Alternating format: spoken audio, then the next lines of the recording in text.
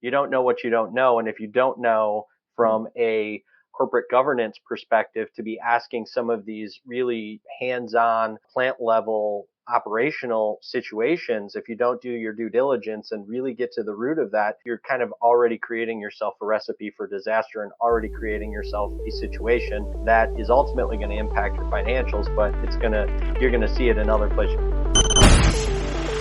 Growing a business requires a holistic approach that extends beyond sales and marketing. This approach needs alignment among people, processes, and technologies. So if you're a business owner, operations, or finance leader looking to learn growth strategies from your peers and competitors, you're tuned into the right podcast. Welcome to the WBS Podcast, where scalable growth using business systems is our number one priority. Now, here is your host, Sam Gupta. Hey everyone, welcome back to another episode of the WBS Podcast.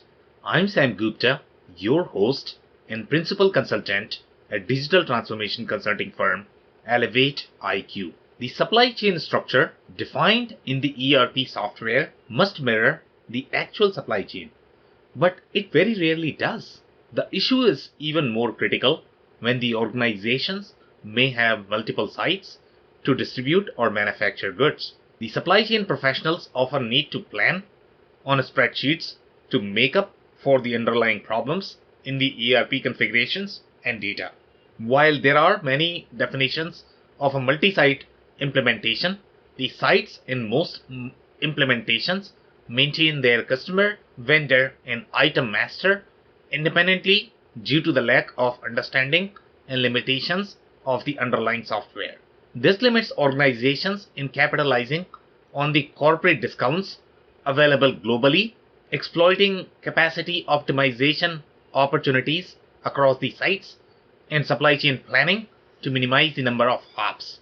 Multi-site planning requires you to analyze your item master, BOMs, customer, and vendor at a much deeper level to see how each site will interact with each other and who will be responsible for what. In today's episode, we invited a panel of cross-functional experts for a live interview on LinkedIn who brings significant expertise to discuss data sharing across multiple entities. We covered many grounds, including the difference between planning for multi-site versus single site. Finally, the issues around optimizing multi-site structures and the framework to implement the multi-entities architecture. With that, let's get to the conversation. Hello everyone, welcome to today's show. And today we have a very exciting topic. If you have been in the ERP community for some time, you all know that multi-site implementations are going to be the most fun. Just because they are going to have a lot more chaos, and ERP implementations again are known for chaos, and more chaos meaning more fun. And that's what we are going to be discussing today in today's session. How to have more fun during the ERP implementations, meaning how to implement for multi-site businesses. Now we are going to start with everybody's intro. I'm actually going to start with you, Chris. Would you mind introducing yourself?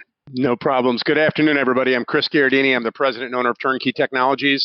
We've been implementing Microsoft Dynamics ERP and CRM for the past 27 years, so look forward to the conversation. Okay, amazing. And I'm super excited to dig into those war stories, Chris. I think they are going to be so much fun today. Thank you so much for being here. Okay, Dave, can I move to you next for your intro if you don't mind? Yeah, happy to. Hey, everybody. My name is Dave Chrysler. I own a company called the Chrysler Club, where we work with business owners to help them create the systems needed to get them to shift from working in their business to working on their business. And happy to be here, Sam. Excited. And if my recollection is right, you were sort of the operations leader for those multi-site businesses. So obviously you were the guy when there was a problem. So I'm super interested in digging into those stories. Spent 20 years in that situation. So it's excited to be on the panel today. Thanks. It's going to be so much fun, Dave. Thank you so much for being here. Okay, Hugo, can I move to you next for your intro if you don't mind? Absolutely. Hi, everyone. My name is Hugo. I'm the CEO and co-founder of a company called The Owl Solutions. So I've been in the supply chain industry for roughly 20 years. I worked for manufacturing companies and distribution companies. I had the chance to operate different ERPs, different tier one, tier two ERPs, multi-site, and also single-site operations. So yeah, I'm glad to be here just to share some stories and hopefully also learn from your questions. Thank you. Okay, amazing. And this is going to be first time joining our panels, Hugo. I'm super excited to learn from your stories. Thank you so much for being here. Thank you. Okay, Bob, can I move to you next for your intro, if you don't mind?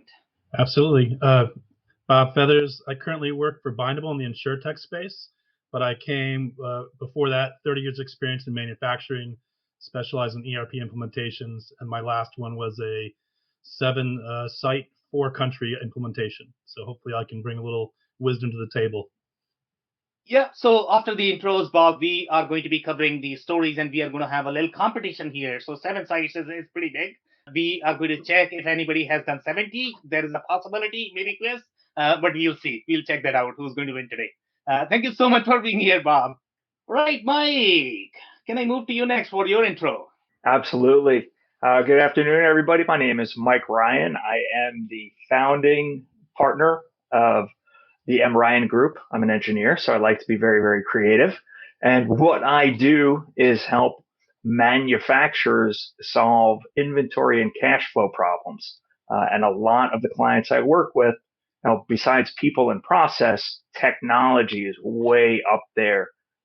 It can be the great facilitator or it can be the great inhibitor when not properly utilized. So I look forward to hopefully sharing some war stories and battle scars today.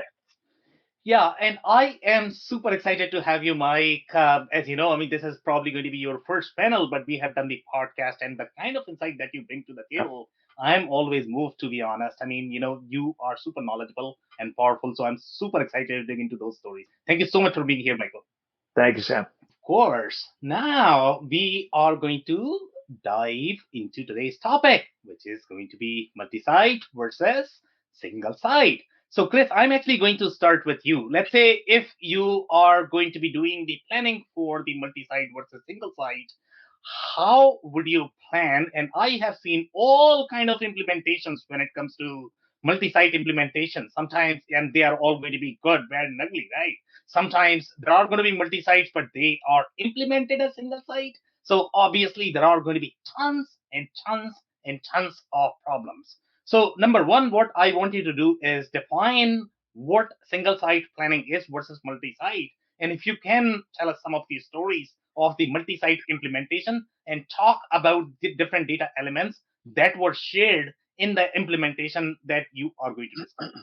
Sounds good. Thanks, Sam. So, single site planning, a lot simpler from a contextual, but as you get into multi-site, I think some of the considerations are data sharing, meaning are they sharing inventory masters and do they have views of committed inventories, available inventory? So we just talk about inventory. And I think then even the business processes for the sites, if they operate independently, which means they're all doing purchasing, they're all doing their own individual planning versus do I have a hierarchy where I have a main site and I'm doing planning and I look at, do I move in, move out? Do I provide and replenish to a central site, push out? Or do I purchase, plan, and aggregate and supply out to the sub-site? So I think there's some architectural conversations.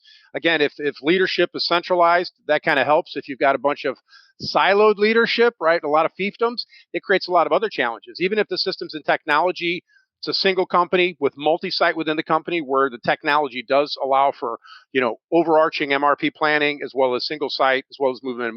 But like I said, if you've got leadership and fiefdoms, I think you still have to look at organizational structure as an impact.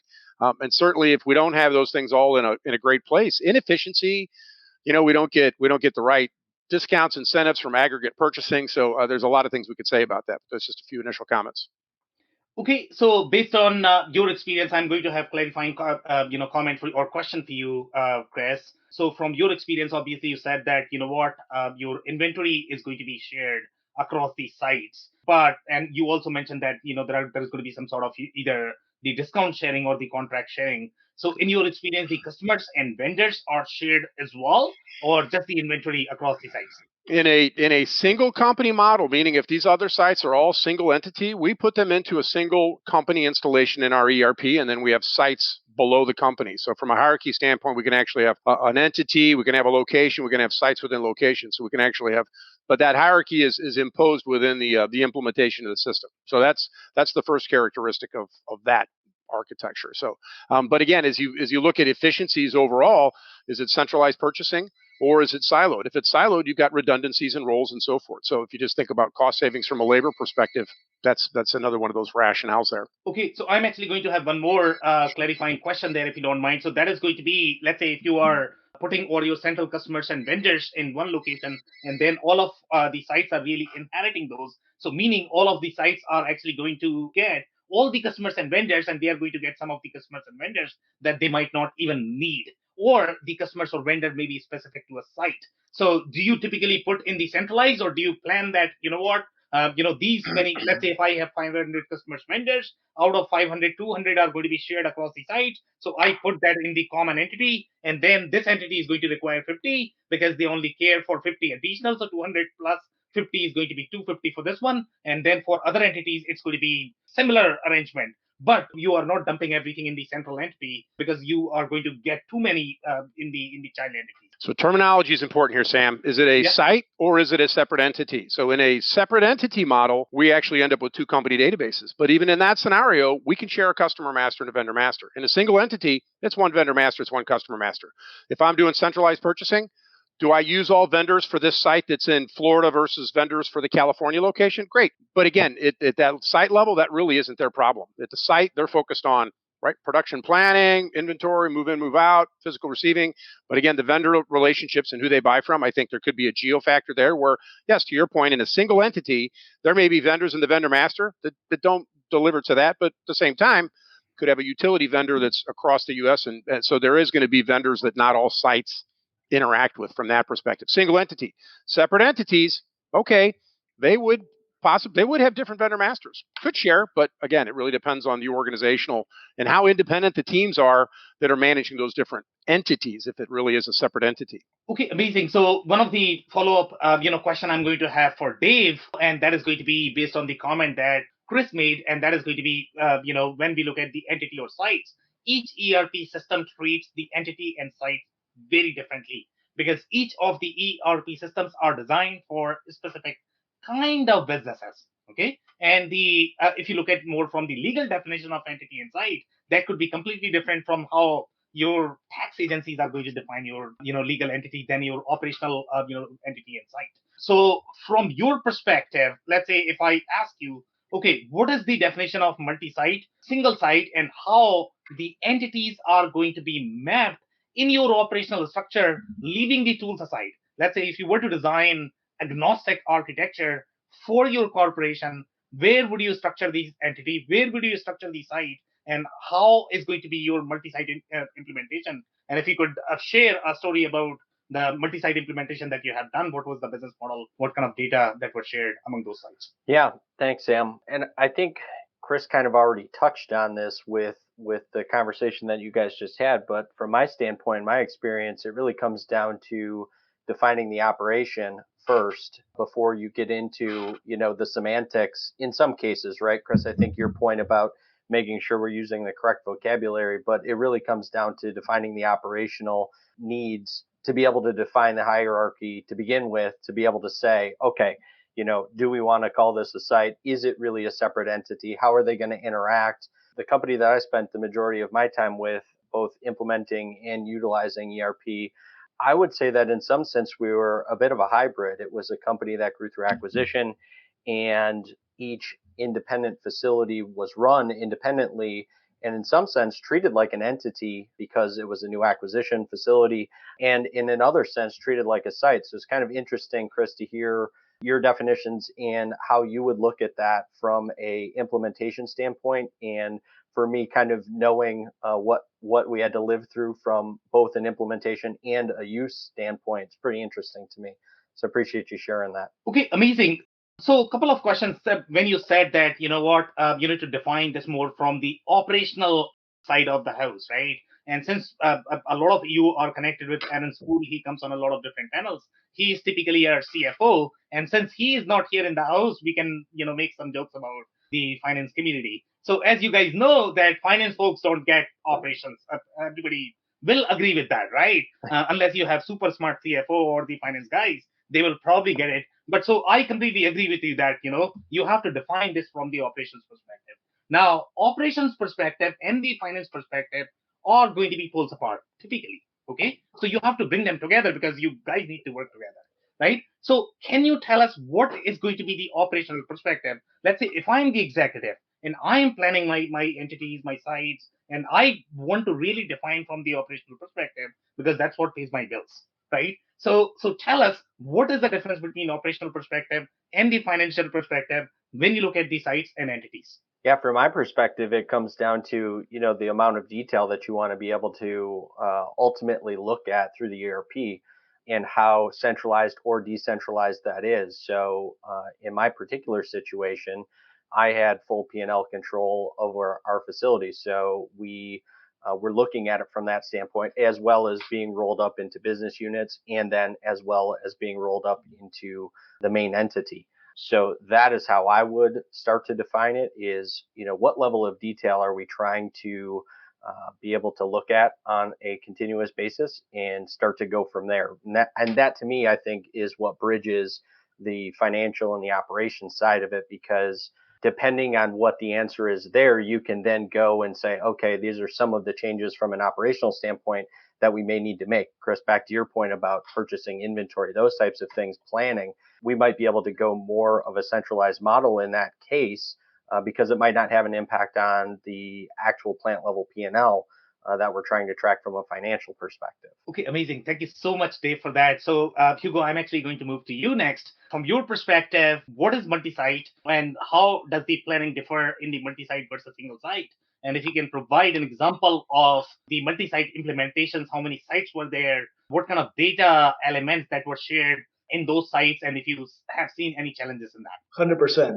So I think both Chris and Dave have already provided a very good overview about certain critical things that you should consider. And I'm gonna take and I'm gonna elaborate a little bit more in a couple of concepts that they mentioned. So they said, among other things, they mentioned complexity, right? So the complexity of managing, of course, one side versus multi-site operations is completely different. And one of the things that I wanted to, and taking advantage that we have our friend here, Mike, who's the master of also inventory management and finding ways to sort of get more cash to the business. So one of the things that it typically gets complex when you manage multi-site operations is inventory policies, right? So the idea of, of course, you can simplify your business if you think about one single rule for all of your SKUs and all of your products and all of your sites and whatever, but that's not necessarily most probably the right approach. So the right approach, instead of thinking about one size fits all strategy, is to really think about what's your operational strategy and how we're going to implement that inventory policy, that safety stock policy in the item master and each individual item location combination. Therefore, if you have more sites, if you have more products, the complexity of managing that inventory policy also scales, right? So, and I think that's a topic that, from my experience at least, is one of the things where you can spend not only a lot of time, but also a lot of effort from an organizational standpoint, trying to figure out what's the best strategy and execute on that strategy in terms of allocating the right inventory in the right place, for every single item. So even I'm bouncing that idea with Mike to see whether you have. Sorry, Sam, I'm just throwing that to Mike now, just to get sort of a discussion around it. But what are your thoughts, Mike? Yeah, Hugo, thanks. It's interesting. I mean, I've seen a lot of what I would just politely call awkward practices where there are multi-site locations.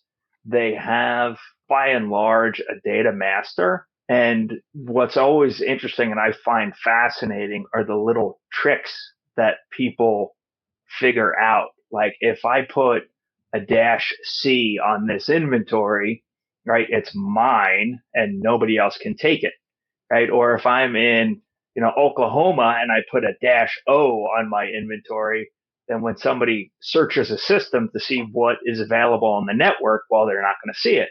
So as Chris said, that initial architecture and structure is absolutely critical. One of the things to really sustaining a system, especially a multi-site system, is some kind of governance and oversight. Whether it's part of the annual physical inventory or part, in more mature businesses, part of a cycle count process, to find those outliers and those one-offs and figure out, okay, why is this item the way that it is, and is there something that needs to be done differently? So, for me, a lot of the stories I have are those exceptions and those awkward practices and processes, and really figuring out. One of my favorite question, it's my go-to question, is, okay, what's the problem you're trying to solve? So when I see somebody who's created that part number with a -C or a -O, okay, well, what's the problem you're trying to solve, right? And as you dig into it, it's, well, I need to protect this inventory, right? This other site keeps stealing my inventory. Okay, well, why? Well, that purchasing agent, they quit 4 months ago and they haven't replaced them yet. So because they don't have somebody to buy for that site, they're stealing from us. I'm like, okay, right? That's the problem we're trying to solve, is let's get a buyer in place so they can, source and supply the material that they need, as opposed to building this electronic fence around it to protect it from other locations. So for me, anyway, the most entertaining stories are the ones where it's like, I don't know why you did it that way, but let's see if we can untangle it and figure it out. Yeah, no, 100%. One of the things that I believe that some of you guys already mentioned is about governance, right? So this the idea of having a centralized way to manage your architecture as well as your master data, I think is key. Is key. Many projects that I've seen and companies that I work with, where, I mean, think about this. Sometimes it's very hard to have a good protocols and good glossaries and good dictionaries when you're managing one master data. Think about what it means managing seven. If you have seven different locations, each of those locations managing their own thing, that's a nightmare. So that's going to drive you completely to, I guess, a lot of inefficiencies and things that from an operational standpoint are going to ended up impacting you as an organization. So I think that regardless of how, of course, the architecture is deployed and how this multi-site strategy is deployed, I think master data, keeping that master data consistency and hopefully even centralized with the governance, the protocols, as I said before, some of the glossaries, the dictionaries in place is key, right? And I think many organizations fail into that idea to try to solve a problem by, but at the end of the day, they're increasing the problem because they're sort of decentralizing some of those roles that have to be managed under hopefully one single hand, from my perspective at least, right? Okay, amazing. Dave, did you have a comment? You are Yeah.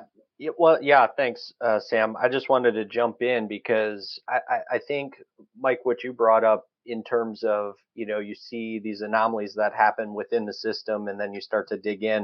It's kind of what I really meant by defining the system from an operations standpoint, because I think all of you guys have probably seen instances of this, whether it was something taken offline out of the system as a secondary Excel sheet or what have you. There's all kinds of, great stories around that.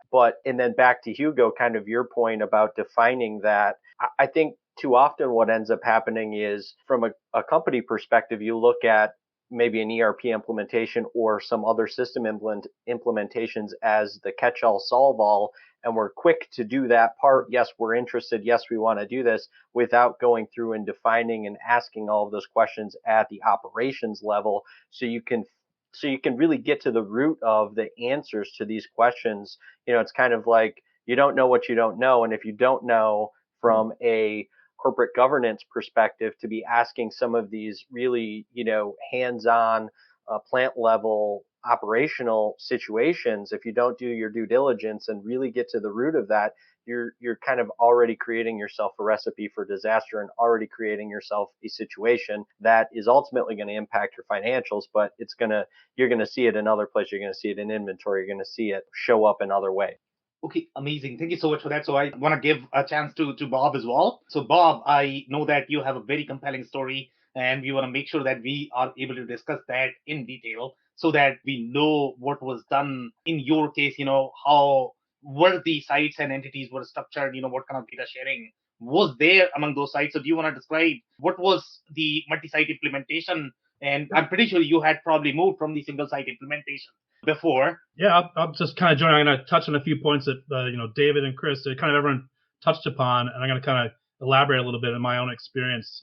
But David talked about acquisition. That's an important component when we think about this kind of these global implementations. Is most companies don't just say, I'm going to go out there and have 7 sites in 4 countries, right? It's happened over time through acquisition. And typically the reason you're going to ERP is I've got these sites and they're all running different ERP systems. So you kind of come to that point where I've got to get new ERP, and I'm thinking it's a better idea for my global footprint to have one system that I can manage my reporting, right? So just think of it at a high level, right? So, hey, here's the vision. We're going to have one ERP system for all these sites or entities, so to speak, and so we can have reporting come in through one piece, right? One thing, so I know of all these different reports, high financial, high vision.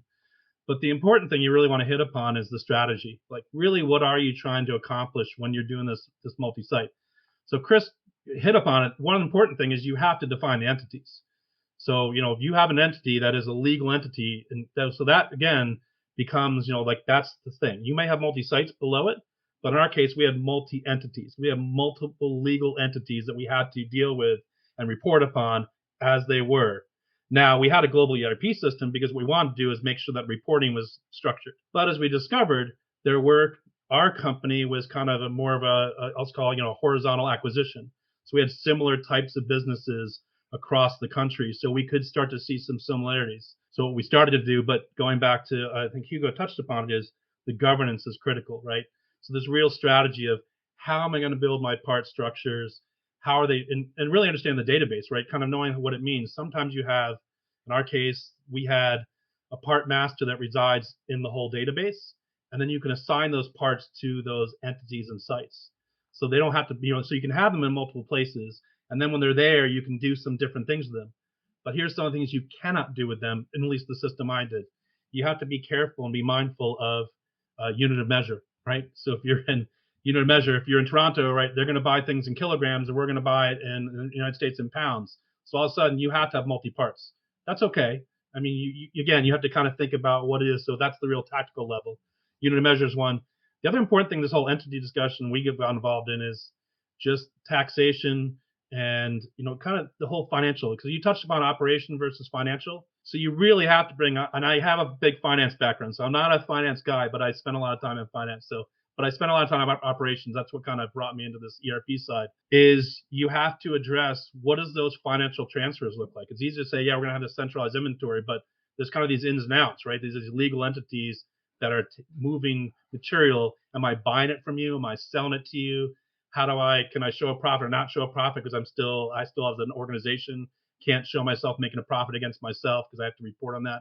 So just a lot of different considerations. And again, I think I touched that taxation and VAT, and kind of, again, all you're dealing with the currency exchange when you're moving materials and exchange rates. So, it gets tricky. So there's just some considerations to think about as you go through that thing. So again, the strategy is really critical. What do these transitions looks like financially and operationally? What am I trying to accomplish? And then really the governance. And we spend a lot of time there. That's where I try to spend the most time, is really working the team to do like serialized part numbers, right? Just kind of like just the next number in sequence. No one's going to put dashes and no one's going to do this. But we did create alpha characters, so we kind of differentiate a finished good versus a raw material versus whatever it might be. So I think Hugo touched on it, and it is also important, is nomenclature. It seems like semantics, but you've really got to get your nomenclature down with your teams. You've just got to have this kind of clear understanding and meet with everyone and kind of understand what we're going to call things, and down to the department level, the resource level, because you can share things, but you just need to make sure it all sounds the same, because people using the system, if they don't see what they recognize or understand, then there'll be mistakes just from that, the real, tactical transactional side. Okay, amazing. So I'm actually going to have one follow-up question for Bob, and after that, I'm coming to you, Chris, for your comment. So Bob, I think you touched on a very important point, and when you are talking about the bomb that are being, let's say, manufactured in multiple sites, and you are, let's say, assembling a finished good in a specific site, which might be, let's say, closer to your distribution unit or the customers. So you did mention that, what unit of measure is going to be a tricky play there. So obviously, the unit of measure in your Canadian entity is probably going to be in kilograms, and US entity is probably going to be in your pounds. But you can always translate that. So what are some of these specific issues that you have seen from the unit of measure perspective? Because when you are assembling everything, let's say if all of your parts are going to be, if the finished product is going to be in pounds, then probably you are going to be translating that. So you are going to have that conversion logic as part of your ERP, but have you seen any specific issues related to unit of measure conversion? Right. The unit of measure would have to do with your bombs and how you can convert that into the materials you're making. So from the finished goods standpoint, when you're sending your customers, a lot of it's pretty easy, right? Making eaches, I'm making you something, right? Yeah. So that's easy. But the raw material I'm buying in kilograms or I'm buying in pounds, it's how that's going to be represented in your bomb. So that's okay, because what happens is you may end up having bombs, and you can do this, again, depending on your system setup. Architecture is essentially saying, I have a bomb for this site, and I have a bomb for this site, and they have the right conversions and the right materials coming in, but the structure of them is the same. So I can kind of share that knowledge set. I can share the look and feel of that. So the idea is that if I took employees, moved to another facility and said, you're going to move to Australia, they'd actually look at all the work, and it makes sense to them, right? It all kind of follow the same path, have the same kind of nomenclature, have the same part number structure. So it wouldn't be this whole difference. It would all look and feel the same. But again, and it's okay to have different parts. I want to touch on just one thing. Sorry, to go back to one thing someone said, and it's about the buying piece. So yeah, maybe, on the buying piece, it may not be that you're having centralized buying, but you could have just at least centralized contract issuance, meaning I'm going out there and saying, look, everyone's got to kind of deal with their plants and their inventory, because I have entities that deal with the ins and outs, and I can't get away from that and what their material planning is and their demand. But I can, at a structure, an organizational structure, say, I'm going to have this kind of, I'm not going to say the buyer, right? I'm just going to say they're a material director of materialance. And so they can go out there and say, look, I've got this one vendor that 3 of my plants are using. I'm going to go and negotiate a contract for all those plants. Say, here's my overall usage. You're going to get different POs, but I want this price structure, and kind of go out there and negotiate. And it kind of saves us from that idea of having buyers out there negotiating all these separate contracts. So again, trying to lessen the workload for some of those people. So you have kind of more of that centralized contract stuff, but the day-to-day might be. And the other thing is, I'll bring it and throw to day-to-day, is time difference. So just another piece to kind of throw into the whole equation is, what's the time difference? I can't have one centralized buyer if I have plants that are 16 hours ahead or 16 hours behind, because it gets difficult. When's that guy going to work? Or are you going to have somebody come in at nighttime? I mean, again, it depends on your shift structure and how your plants are set up, but that's also something you got to think about when you do all this. So again, it goes back to the strategy, right? What are all the components to all these things, and how is our life going to be for all these plants, and how are they going to operate, and who's going to be there and not be there, and so there's a lot of interesting things you got to go through. But strategy is the real place you got to spend a lot of time. A lot of time, what happens is you have the vision, and you go right to the tactical. You want to just solve stuff, and then what happens is the tactical is you have people too low a level, and they start making decisions and putting the dash C's and the dash O's, and you're like, oh, get out of my part master. So. Okay, Bob, thank you so much. Chris, do you want to go with your comment now? Yeah, I was going to put Aaron's CFO hat on for a second as David made comments. Just back to that where, okay, if I'm the CFO, and again, entities, locations, and if we use that macro terminology, but for entities, you're right, there's intercompany, and I'm the CFO. I want to make sure that if I've got one of my companies that's producing the first part of the process and they're sending it over, they're selling it. But do I issue a PO and they issue a sales order? So those are intercompanies.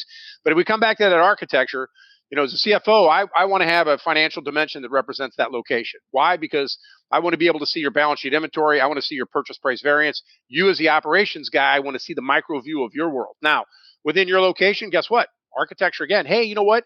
It's virtual. I have raw material, finished goods, WIP inventory.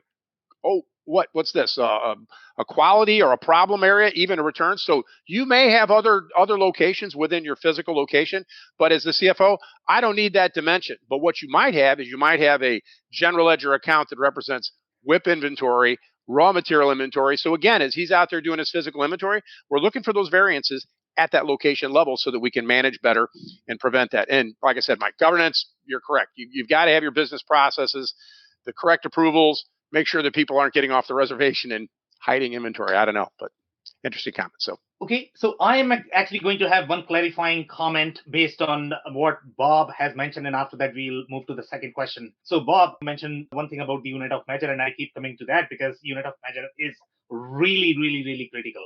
So, some of the smaller ERP systems are not really going to have the kind of depth that you would require to maintain your multi site function, even though on paper they might be claiming a lot of ERP systems are there. Everybody tries to claim that they are all multi entity, but the degree of multi entity is going to be really critical. So one of the things that you would notice, especially in the mid to larger side ERP systems, is you are going to have three different unit of measure supported, at the item level. That is going to be at the item level. That is also going to be at the some sort of product category, product class, whatever group classification that you are using. So you are going to have those unit of measure at that level as well. So number one is going to be your sales, number two is going to be your purchase, and number three is going to be the way you are using internally your inventory. So typically that should be sufficient. I don't know if you guys have seen any other scenarios around that, but that's a critical point in my opinion. If you are going to be a smaller ERP system, you are probably not going to have this kind of depth in your unit of measure, and then obviously your multi-entity implementation probably would struggle. Go ahead, Bob. And you're correct, because there are some, again, depending on what you have, is you may have your unit of measure, your part is kind of how you store it, how you're kind of keeping it inside your inventory, but you can have different purchase unit of measures. So back to your point, you could then say, whatever your storage is, you could say, I'm going to store it in eaches or something, or in a case, like I'm going to store it in sheets, right? Something comes in sheets. Now, I could buy it in pounds, but I also have another purchase for this other vendor and have his purchasing be in kilograms. So there are definitely ways to be, I don't want to use the word creative, right? It's just being smart, saying, okay. And so again, it becomes, the unit of measure typically when you're thinking about part masters is kind of how I'm going to use it in my, like how I'm going to use it in my bomb. So typically you like to think about like, how's it going to be used and what's the easiest unit of measure for me to consume that? And so you could then say, I'm going to keep this in sheets, but I'm going to buy it in pounds or buy it in kilograms. And when it comes in the door, I'll just convert it and have multiple purchase unit measures. So there's definitely ways to work through that. I hope that answers kind of what we were talking about. Yeah, no, I think that's a very interesting point. And now that you mentioned also, this that some smaller ERPs maybe are able to manage, this multi-unit measure situation. One additional thing is currencies, right? Currencies. So if you think about the same thing, the smaller ERPs that are not able to manage different currencies, and you have operations in different countries, that's a nightmare. And I've been there, and I've seen customers that operating with sort of tier 2, tier 3 ERPs. And unfortunately, that's also a situation that adds more complexity to the problem, right? So multi-site operation, multi-country, and now you got also the currency factor when you are reporting or creating, a one single view of your business. That's become a nightmare as well. Yeah, it's interesting. I mean, one further complication, and this I think crosses that operational and financial, boundary is like Bob came up with the thought of, hey, I'm going to buy something in sheets, right? Well, sheets or pounds, steel, right? I've spent a lot of time with clients who purchase steel. And, from an operational perspective, the unit of measure is typically pretty clean, right? They choose to typically operate in sheets of a fixed size or pounds. Where it gets interesting is when you have something like steel that's a commodity, right? So your standard purchase price in the system may be $1.65 a pound, but depending on what's going on in the market, depending on what's going in the steel manufacturing industry, that price can go up or that price can go down. So you may receive, X pounds at, $3. So you receive those pounds at the standard cost plus a purchase price variance. So from maintaining a physical inventory, it's pretty straightforward. But when it comes to, understanding what the costs are and the impact on the P&L, it becomes a whole nother question. So, I see it as kind of a parallel or maybe an offshoot, but definitely where the operations and the finance become bridged through things like a purchase price variance. Amazing. So I'm actually going to have one question for you, Chris, and I know that we are talking a lot about unit of measure, but the issues that we are talking about, they are probably still related to single site, to be honest. A lot of these issues. The multi-site issues are going to be slightly bigger. And anytime when you are going to be creative with the ERP, I can tell you this, okay? You are going to face the consequences. Okay? Use the way ERP is asking you to use, the way it is structured, the way it is designed.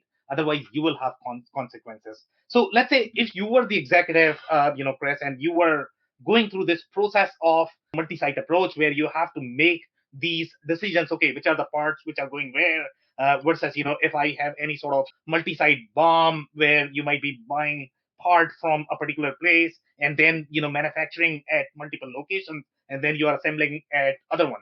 So how would you go through a process where you have to segregate all of these things and design that multi-site structure? So what would be the structured methodology? Now you can explain this in the form of a story, or you can simply describe a process. Sure. I think in that scenario, you're looking at your manufacturing process in this specific, meaning if you're really spreading manufacturing operations between several sites to optimize the efficiencies, meaning we really focus on this at this plant, and then it goes over here, and this is the finishing plant, and maybe there's a distribution center. But I think part of it is just the overall manufacturing process for the products that you're going to make. And you're trying to get the most efficient process. And just as I said, you're trying to get that focus and that efficiency on a plant by plant basis. I think that's part of it right there, depending on what you're making and how do you really flow that. And then you're aggregating common operational in that location. So you don't want to be do 50 things there. Hey, we were focused for focus. So I think that's part of how I attack the problem and what we've done for the customers. We're really looking at their manufacturing processes from end all the way through the distribution, from raw material receipts through storage, through inspection. So it's a very granular inspection of that overall process. If you're going to turn around and segment and decide this belongs here, it's no different than, hey, we receive into a quality location. We have an inspection. Then it goes to where? You're mapping that flow, and then you end up even assigning roles down to your workers in terms of who moves it from here to here and how do we get that efficiency in that process. But that's how we attack the problem for our customers. Visualize it as well. Yeah, so I am actually looking for the structured methodology. Let's say if I'm going for the ERP implementation and I'm the executive and I may have, let's say, 50,000 SKUs, am I simply picking one part and then looking at, okay, what is the most efficient way of producing that? If I do that, then, each of the item is probably going to have 300 dependencies. And then you need to look at, okay, what is the most efficient way of producing this part? And if I do that, then I'm probably going to spend 2 years just analyzing all of this, and then my ERP implementation is going to take 5 years. So what will be Yeah. the structured process? How would you sort of We, approach this to do this in, let's say, we, three we'd to like six to months? think if we showed up and they had 3 locations, that they might have had some purpose for each of the locations when we showed up. I can't imagine them starting up and having 3 empty buildings. Say, Chris, what should we put here, here, and here? And again, so yeah, to do it item by item and look at each item you're producing, I don't think that's appropriate. But to come back in and a lot of times if you're tearing it apart, you're still looking at that plant that exists when you're showing up, and it may be reallocating to that point as you look at what doesn't belong there. Is you're optimizing that location versus another location. But we're typically not showing up with empty buildings trying to figure out what you should put in what place. But it is more of an optimization as you come back and study what belongs, what doesn't belong, what stands out, and that should be over here and grouped with these things and so forth. That's how we approach it. Okay, amazing. Thank you so much for that, Chris. So, Dave, I'm actually going to move to you. How would you approach this? Let's say if you were to sort of redesign a broken facility or the broken company, multi-site company, how would you sort of take the structured approach to optimize it? Well, I think to Chris's point, you have to start with what you already have. So you're going to start with a current state and you're going to map that. You're going to figure out where maybe through some investigation, through some auditing, where some inefficiencies probably lie. I mean, most of the people there are going to know where a lot of those inefficiencies are already lying and look for opportunities to, improve current state with a future state in terms of, kind of bridging that gap through ERP or some other system. But I think, again, back to Chris's point, you're starting with something. So you start with that something, you do your best to dig into what they're currently doing, how we can improve that, at least in some sense, especially if they're looking at one thing we haven't talked about, but consolidations is another part of this, right? There could be an opportunity for a consolidation depending on where they're at. If the ERP is a brand new implementation and they don't have anything currently to look at and to evaluate, or do they have something in place that we can start from and map current processes, and kind of follow that flow? Yeah, I just want to kind of expand on they're both saying is, kind of again, starting off with this. So you kind of have what they're doing. So one thing you can do with the plants is kind of do best practices, right? Because probably came through acquisitions. You're like, okay, you guys are good at this, you guys are good at this, you guys are good at this. You start to kind of play off of those, right? And say, well, should I first of all help the other team say, hey, by the way, we've been doing this and it works really well. So kind of that just that knowledge sharing. So that's one piece. You can then start to look at your customer base, and depending on where you are, geographically, if you can start to do it, is say, you know what, I'm going to take these products and put them over in this plant, and that's where I'm going to do them. So even though I'm multi-site, I'm going to say I'm going to kind of concentrate on these guys because they're really good at that, and then start to move this over here. So you can kind of start to do that, but you have to kind of have a starting point. So there are some ways to really be, efficient data sharing and kind of knowledge sharing as you start to build it. The one thing I will add, and kind of Chris, we talk about architecture again, is that it's really important when you're doing this, when you're kind of building an architecture, is you want to make sure you build your business units or the whole structure. And I'll just say the word chart of accounts, but we're not talking about finance. But you want to set this up with some sort of, I'll call it like, I don't want to use the word flexibility, I want to say growth potential. Meaning I want to make sure my architecture is open so that if I decide like this plant does this, but next year I may want to do the same thing I'm doing the other plant, right? I want to be able to bring that whole product line in.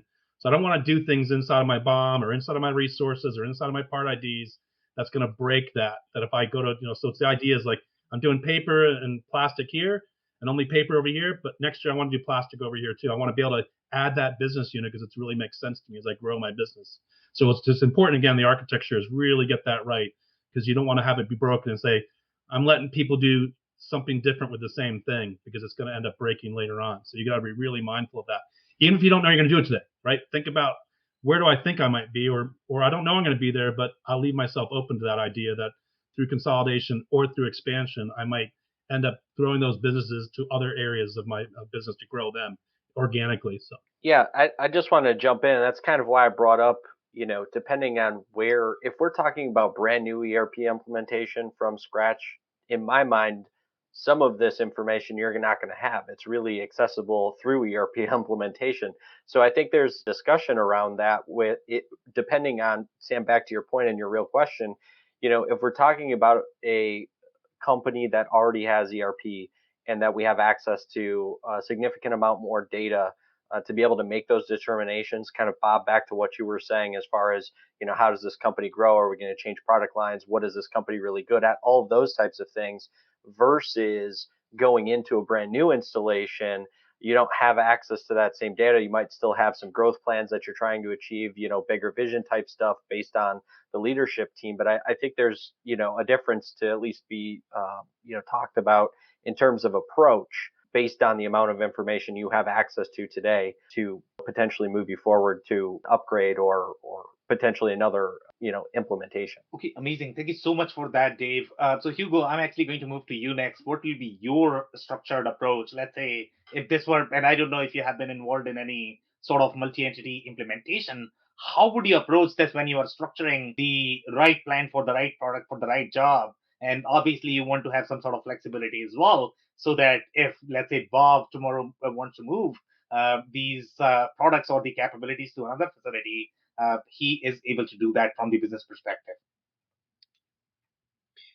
Yes, I think the word defining that right hierarchy, I think, is critical, right, from day one. And I think Bob mentioned a word that I think is super important, which is strategy, right? So I think everything starts by defining a strategy at the very beginning. And if you go one sort of layer higher in the discussion, I'd say that from my perspective, a lot of the challenges typically comes from the fact that organizations, first of all, I don't think that there's clarity around number one, the business strategy for many organizations. And what I mean by that, I mean, okay, so what are the customer expectations that we're trying to meet here? So, and as an example, right? So, and then from there, next layer is to determine your supply chain strategy. So, where are we going to, for instance, locate, our nodes, or distribution nodes, or manufacturing nodes, in order to supply to customer needs in an efficient way? Then if you go one layer deeper, so what's our architecture that is going to respond to the needs of the business? So therefore, if you think from an articulated perspective, if you start with defining your business strategy, then your supply chain strategy, then your architecture strategy, and hopefully you try to make those things work in a harmonized way and they reflect, the steps in the process, I think things get much easier from my perspective, at least, right? Unfortunately, I think we see a lot of situations where there's, I mean, huge gaps between those execution points, I would say. And that's what at the end creates, from my perspective, challenges in the execution world, where that disconnect is evident. So you can see people thinking about, okay, we need to fulfill our customer orders in whatever, 24 hours, 48 hours. But the architecture that responds to that or that's been implemented is completely different from the expectation that is out there. So I think, to me, especially when it comes to multi-site implementation, I think it is more critical, even of course, than one single site operation, is that you have that clarity, right? That clarity from day one. I think you have to spend time thinking about that. I mean, and that's, I think my advice typically is, it is better to dedicate time, effort, thinking about how to create that harmonized strategy before even moving into sort of the architectural side of things. That's my thought, right? Okay, amazing. Thank you so much for that, Hugo. Mike, do you want to provide your structure? How would you approach this? Let's say if somebody hires you and asks you, okay, provide the structured approach, and I obviously want to optimize this. How would you approach this? Well, so my approach always begins with kind of two questions. One is, what's the problem you're trying to solve? And two, how do we begin with the end in mind? And whether it's an existing multi-site location that's looking for an ERP upgrade, or a multi-site location that's looking to put a brand new ERP in, I think it's really understanding and coming up with that approach of, okay, what's the 80/20? What's the biggest problem I need to solve first? Is it going to be in harmonizing the finished goods and the hierarchy there, or the raw materials and the hierarchy there? So it really is, from my perspective, it's like looking at an elephant, and the question becomes, where are you going to take the first bite? And what I like to do is start with an area that's been causing pain for a long time. Maybe it's just kind of one of those gnawing nuisance pains, but start there and figure out how can we create some tangible success for a business to help kind of build that flywheel and build momentum, and then keep momentum and follow it all the way through the implementation, right? Because speaking for myself only, I don't have a magic wand and I can't say, ba-ding, right? Here's your new system. I wish I could. So it's really, it comes down to the architecture and breaking it down into bite-sized pieces that are very, very well defined, with clearly defined accountability in terms of expectation. Okay, amazing. Thank you so much for that, Mike. Bob, do you want to provide your structured framework, how you have done it? Because obviously you have been part of it and you know the challenges that might be there in defining the hierarchy, especially, if you are trying to optimize the existing structure, but you want to make sure that you are not going to create something that will require another ERP implementation within 6 months. So how would you approach this? Yeah, I'm going to touch on it. Hugo does really strategy, right? It really comes down to the strategy of the business, and so I'm going to throw it in there. I'm going to have to throw it in because it's the way I'd approach it. Is I actually start with the chart of accounts, because the chart of accounts really is the core of how I want to look at my business. Kind of like Michael said, right? Begin with the end in mind. So if I begin with the end in mind, I need to say, like, well, what is it I want to look at? How do I want to measure my business? You say, this is how I want to measure. This is my strategy. I'm going to have these business units. I'm going to have these entities. And so you really have to kind of build around that structure, and you kind of start there, because and then it goes along with your transactions. And you have to think about the strategy as well. How am I going to transact? I may not do it this way today, but how do I think I might transact, and how is that going to be, how am I going to kind of build upon that? So again, you have this operational piece, which is critical, but you have financial piece, which is critical. So you kind of start there, and then once you start to kind of build that strategy and that clarity, the question always is, do I really have a clear business strategy? Sometimes, again, implementations are like, we just need new ERP because our one's done, or we've done so many acquisitions, we have 4 platforms, we need one.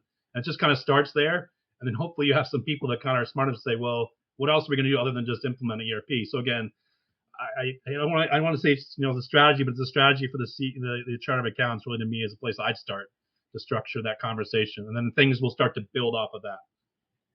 Okay, go ahead, Chris. I can take short comment. Short comment. We haven't said the word reporting. So Bob's absolutely right. As you look at chart, and we talked about locations, and we talked about a lot of things, but it's to drive that outcome of what reporting do we need to analyze and manage the business. Short comment.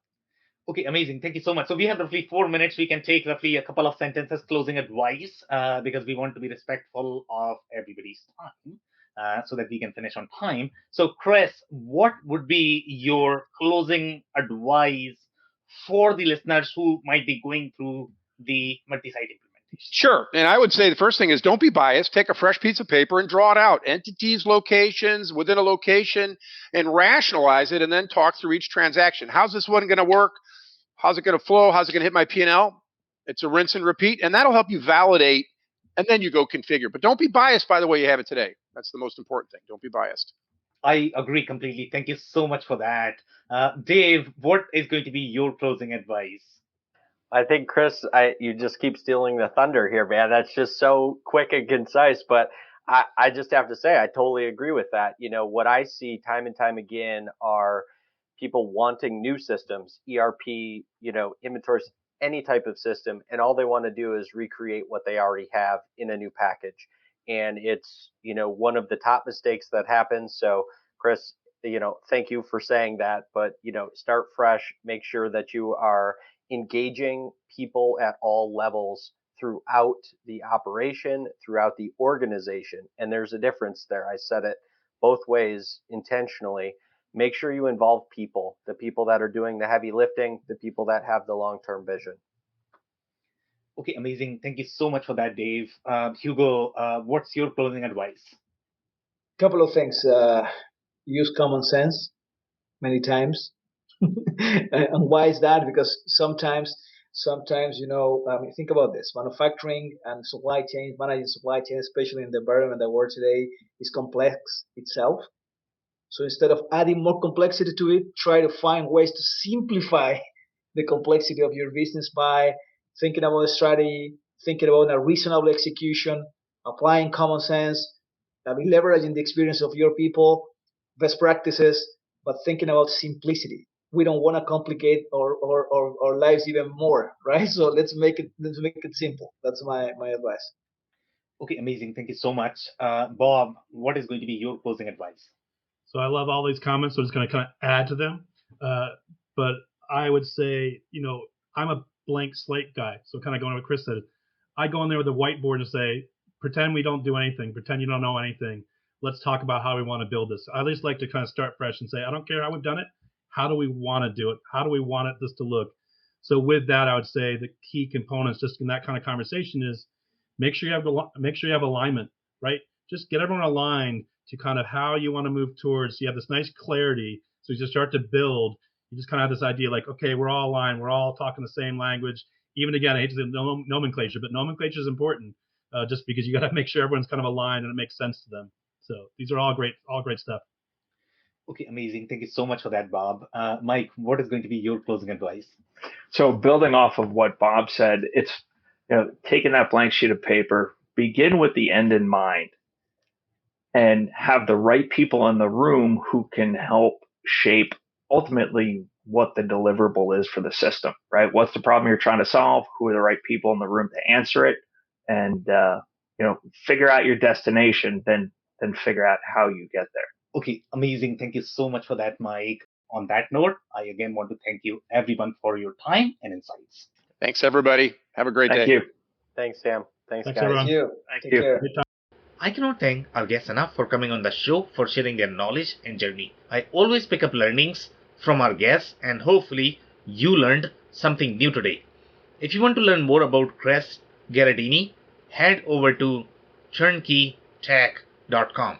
It's turnkeytec.com. If you want to learn more about Dave Chrysler, head over to thechrysler.club. It's THECRYSLER.CLUB. If you want to learn more about Michael Ryan, head over to mryangroup.com. It's MRYANGROUP.com. If you want to learn more about Hugo Fuentes, head over to theowlsolutions.com. It's THEOWLSOLUTIONS.com. If you want to learn more about Wow Feathers, head over to bindable.com. It's BINDABLE.com. Links and more information will also be available in the show notes. If anything in this podcast resonated with you and your business, you might want to check other related episodes, including the interview with Brian Sommer, who discusses why legacy ERP systems and artificial accounting practices need to change with time. Also, the interview with Rich Sage, who describes his journey and the pitfalls of implementing 6 ERP projects throughout his career. Also, don't forget to subscribe and spread the word among folks with similar backgrounds. If you have any questions or comments about the show, please review and rate us on your favorite podcasting platform or DM me on any social channels. I'll try my best to respond personally and make sure you get help. Thank you, and I hope to catch you on the next episode of the WBS Podcast. Thank you for listening to another episode of the WBS Podcast. Be sure to subscribe on your favorite podcasting platform so you never miss an episode. For more information on growth strategies for SMBs using ERP and digital transformation, check out our community at WBS.rocks. We'll see you next time.